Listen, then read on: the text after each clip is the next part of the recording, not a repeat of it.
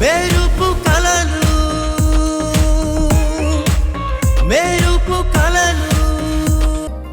ఆయన నువ్వు ఎదురుగా ఉంటేనే నాకు మాట్లాడటానికి ఇష్టం లేదు. అలాంటిది మళ్ళీ ఫోన్లో ఎలా మాట్లాడతాను? అంతేలే, కనిపించినంత వరకు కవర్ చేసావు, దొరికిపోయేసరికి ఇలా కవర్ చేస్తున్నావు. మనసులో అంత ప్రేమున్న దానివి డైరెక్ట్గా చెప్పొచ్చు కదా.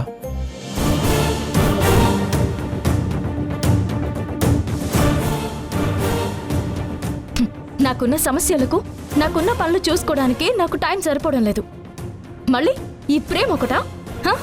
అంత లేదులే, ఎక్కువ ఊహించుకోకు. నాకు తప్పదు కదా.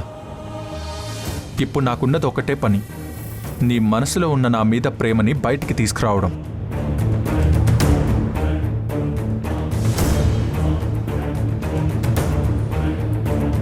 నిన్ను పెళ్లి చేసుకున్నాను, ఇష్టపడ్డాను కాబట్టి నీ మనసు లోతుల్లోకి దూకి లోపల దాక్కున్న ప్రేమని బయటికి తీసుకురావాలి కదా. దూకి చూడు. నా మనసు లోతు తెలుసుకోలేక అక్కడే ఊపిరి ఆగిపోయి చచ్చిపోతావు. అబ్బా,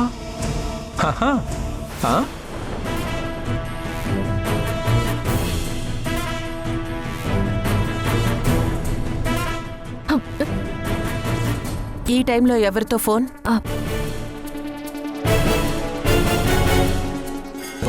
అత్తయ్య గారు వచ్చినట్టున్నారు.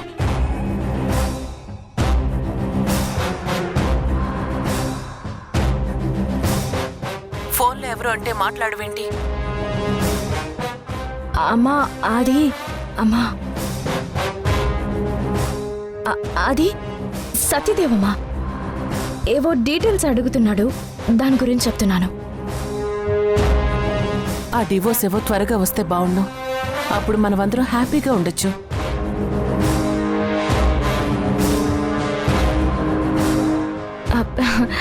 అయిపోతుందని చెప్పాడు కదమ్మా, అయిపోతుంది. సరే, ఇక పడుకోండి, ఇప్పటికే ఆలస్యమైంది. Good night. గుడ్ నైట్ అమ్మా.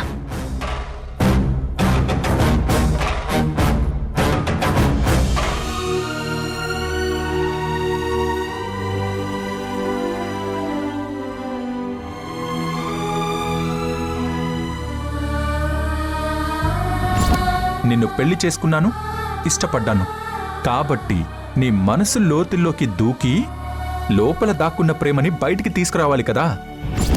ఈ చిన్ని కథలో ప్రతి పాత్ర ఎదలో గాయమంతా ప్రేమ వలనేగా. ఈనాటి కథలో కన్నీటి తడిలో దాగి ఉంది ప్రేమలనేగా.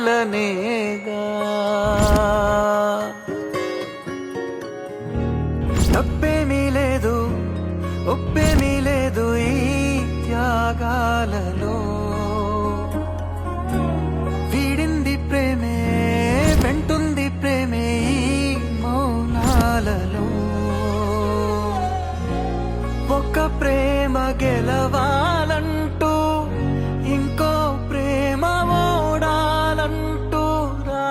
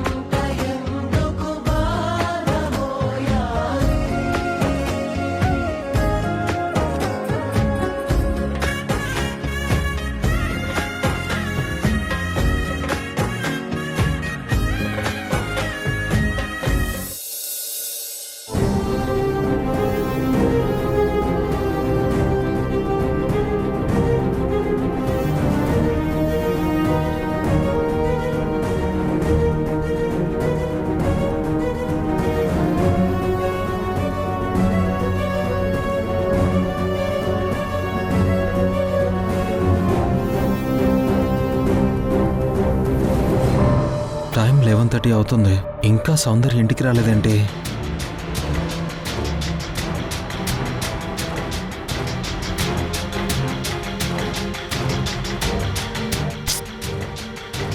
ఫోన్ కూడా తీయట్లేదు.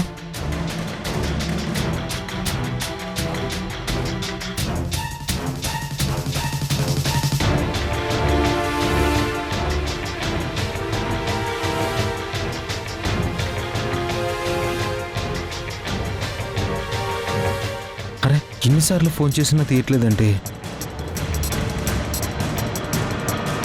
ఎందుకన్నా మంచిదే, ఒకసారి సంయుక్త కాల్ చేసి చెప్తే బెటర్.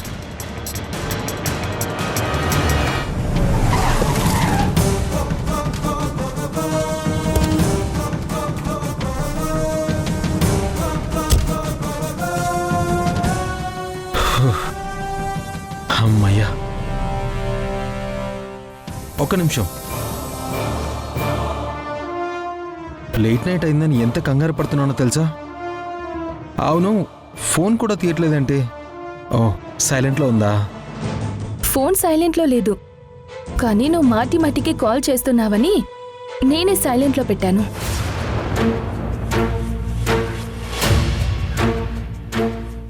అయినా ఎందుకంత కంగారు పడుతున్నావు? టైం ఇంకా 11:30 కదా అయింది. 11:30 అనా? దానికే ఏదో 4 రోజులైనట్టు ఫోన్ మీద ఫోన్ చేస్తున్నావు. ఒక ఆడపిల్ల లేట్ అయినా ఇంటికి రాకపోతే టెన్షన్ కాకపోతే మరేంటి? నీకే కాదు, నువ్వు ఫోన్ తీయట్లేదని మీ చెల్లికి కూడా ఫోన్ చేద్దాం అనుకున్నాను, అంతలోపు నువ్వే వచ్చావు.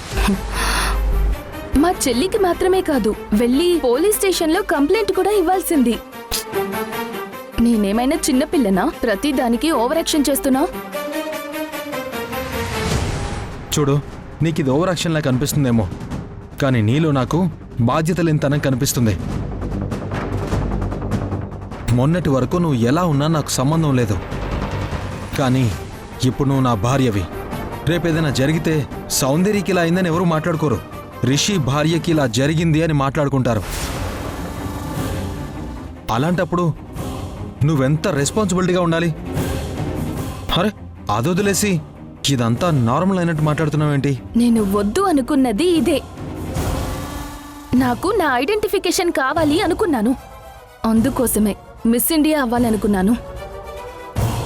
కానీ చివరకు నీ పెళ్ళాన్ని అవ్వాల్సి వచ్చింది.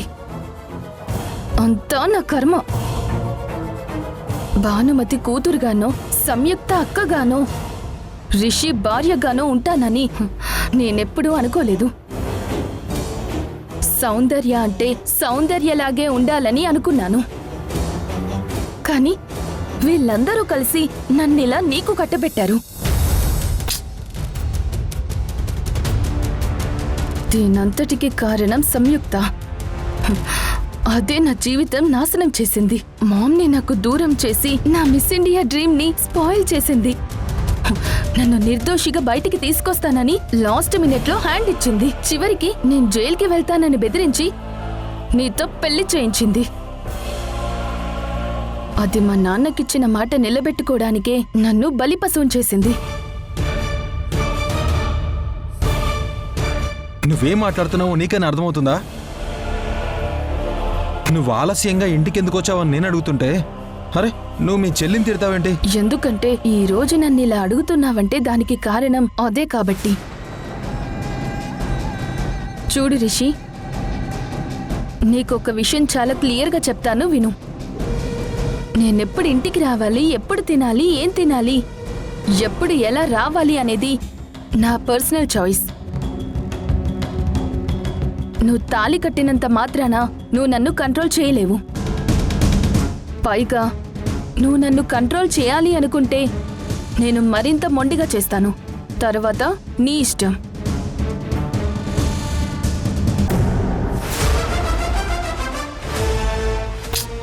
షిట్. ఛే.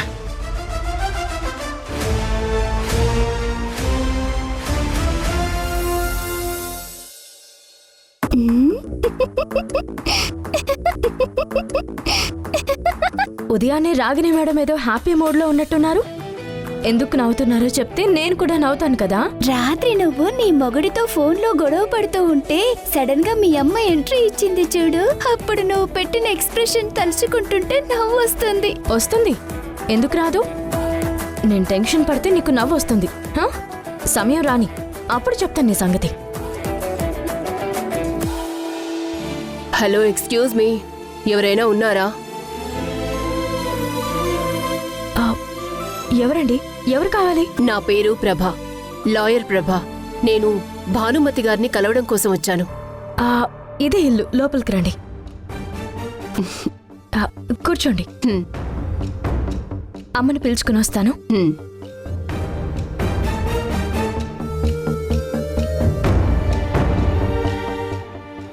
ఏంటమ్మా, ఏమైంది? నిన్ను కలవడానికి వచ్చారంటమ్మా మా అమ్మ భానుమతి గారు.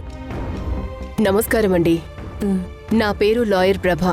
నేనెందుకొచ్చానంటే మీ చిన్నమ్మాయి సంగీతని కాపురానికి పంపించడం లేదని మీ అల్లుడు మీ మీద, మీ కూతురు సంగీత సంయుక్త మీద కంప్లైంట్ చేసి కోర్టులో ఫైల్ చేశాడు.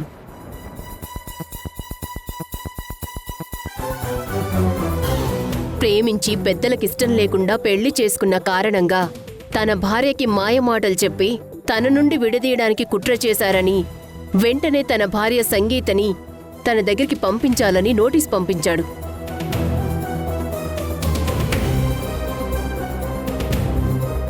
అతనిచ్చిన కంప్లైంట్ని బేస్ చేసుకొని మాకు నోటీసులు ఇవ్వడానికి స్వయంగా వచ్చారా? నా కూతుర్ని ఆ ఈడిట్ దగ్గరికి పంపించమని అడుగుతున్నారు.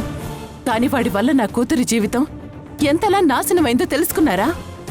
ఒక లేడీ లాయర్ అయ్యుండి బాధితురాలి పక్షాన నిలబడాల్సింది పోయి వాడికి సపోర్ట్ చేస్తూ నోటీసులు తీసుకొస్తారా?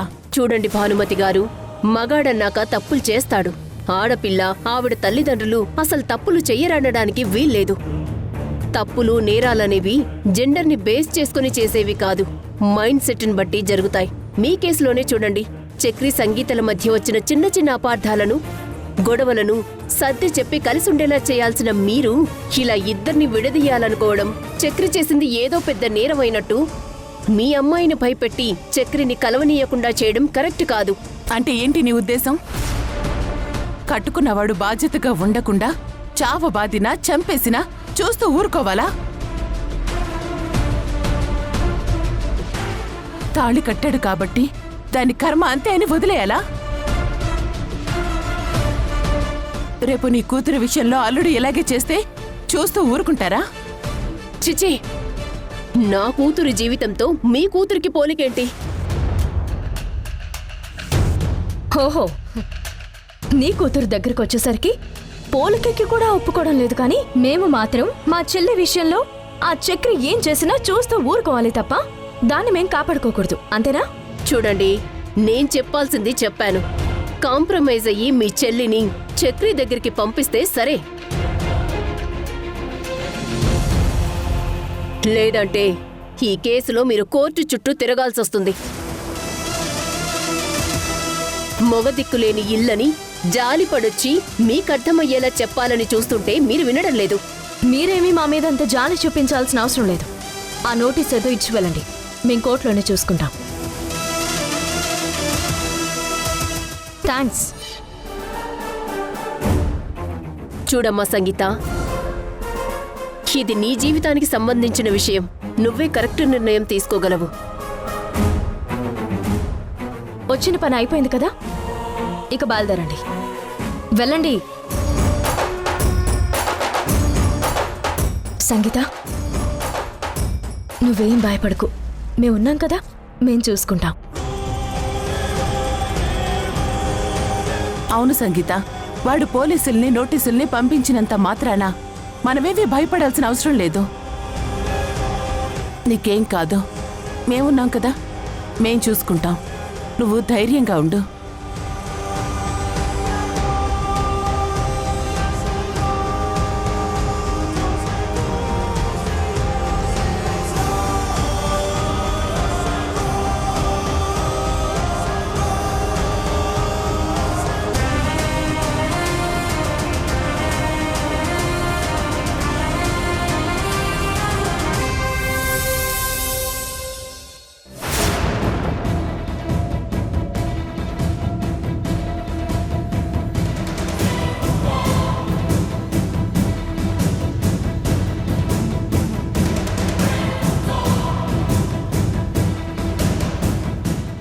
Very good.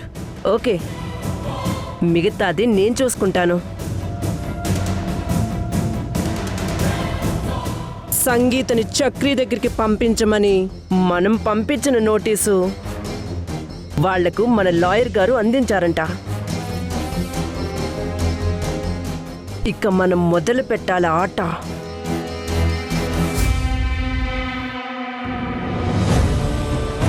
ఇప్పటి వరకు సౌందర్యక్క కోసం సంయుక్తక్క ఎంతో కష్టపడింది.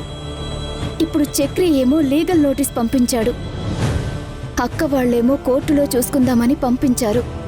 ఇప్పుడు కోర్టు చుట్టూ తిరగాలంటే ఎంత ఖర్చు అవుతుంది? ఇప్పుడు జరుగుతున్న నా ట్రీట్మెంట్కే బోలెడు ఖర్చు అవుతుంది. దానికి తోడు మళ్ళీ కోర్టు, లాయర్ అంటే ఎలా? నా వలన అమ్మ, అక్క ఎంతగానో ఇబ్బంది పడుతున్నారు.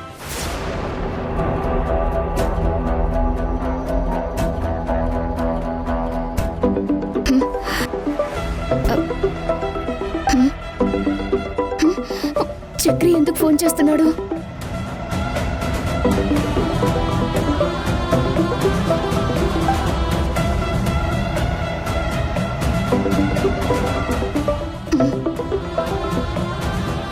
ఏమైంది? ఫోన్ లిఫ్ట్ చేయట్లేదు. మరిప్పుడెలా? తనతో ఎలా ఫోన్ చేయించాలో నాకు తెలుసు మేడం.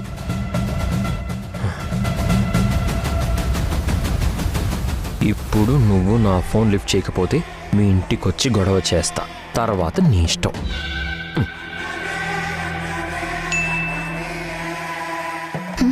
ఇప్పుడు నువ్వు నా ఫోన్ లిఫ్ట్ చేయకపోతే మీ ఇంటికొచ్చి గొడవ చేస్తాను.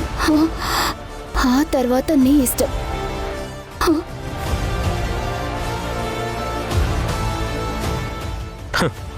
ఇప్పుడు లిఫ్ట్ చేస్తుంది మేడం ఫోను.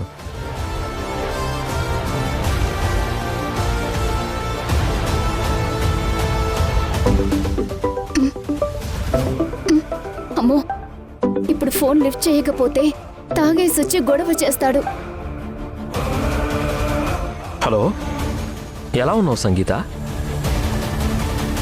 ఓహో, నీకు సమాధానం చెప్పడానికి గొంతు లేదు కదా? ఏం పర్వాలేదులే. నేను చెప్పింది వినడానికి చెవులు మాత్రం పనిచేస్తున్నాయి కదా?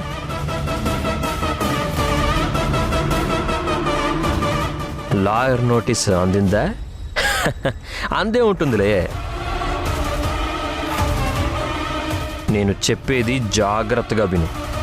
నువ్వు గనక నేను చెప్పిన మాట విని సైలెంట్గా వచ్చి ఇంతకు ముందులా కష్టపడుతూ నాతో ఉండకపోతే నేను నీతో పాటు నీ ఫ్యామిలీని అందరినీ కోర్టుల చుట్టూ తిప్పుతూ ఏడిపిస్తాను.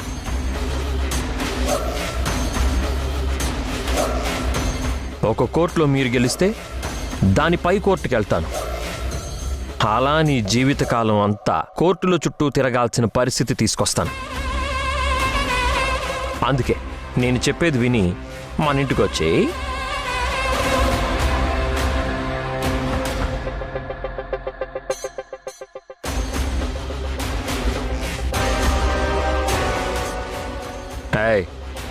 నేను ఇంతలా అరుస్తుంటే సమాధానం చెప్పవేంటి?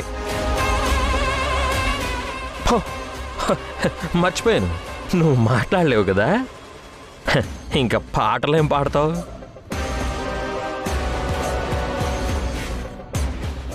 ఉంటాను. బాయ్ సంగీత. అర్థమైంది కదా? నా దగ్గరికి వచ్చేయి.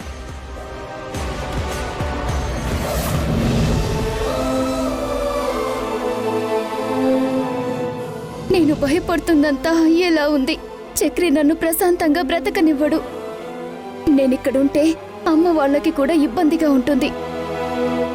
నేను ఏదైనా చెయ్యాలి. ఏమంటుంది నీ భార్య? తను ఏమీ అనలేదు కదా మేడం, అందుకే ఏడుస్తుంది. నాకేమో హ్యాపీగా ఉంది. నాకు కావాల్సింది వాళ్ళు ఏడవడం కాదు, వాళ్ళ నాశనం.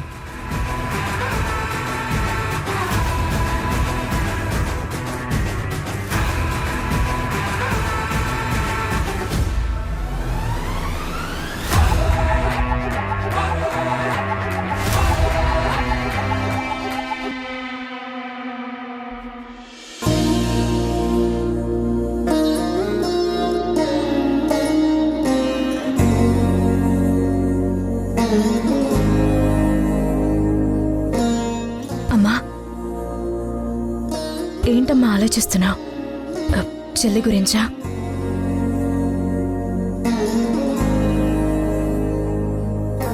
మనకున్న సమస్య సంగీత ఒక్కతే అయితే బావుండేది. కానీ మనకి రోజుకొక సమస్య వస్తూనే ఉంది. దేన్ని ఎలా పరిష్కరించాలో అర్థం కావడం లేదు. సంగీత గొంతు పోవడంతో పాటు దాని జీవితాన్ని ఎలా నిలబెట్టాలో తెలియని పరిస్థితి. సౌందర్యకి తప్పనిసరి పరిస్థితుల్లో పెళ్లి చేశాం. రిషి మంచివాడైనా సౌందర్య అతన్ని అర్థం చేసుకుంటుందో లేదో తెలీదు. ఇక నీ విషయానికొస్తే కుటుంబ బాధ్యతలు బరువు మోస్తున్నావు. ఆ విమలమ్మ ఆవిడ కుట్రకి బలయ్యావు.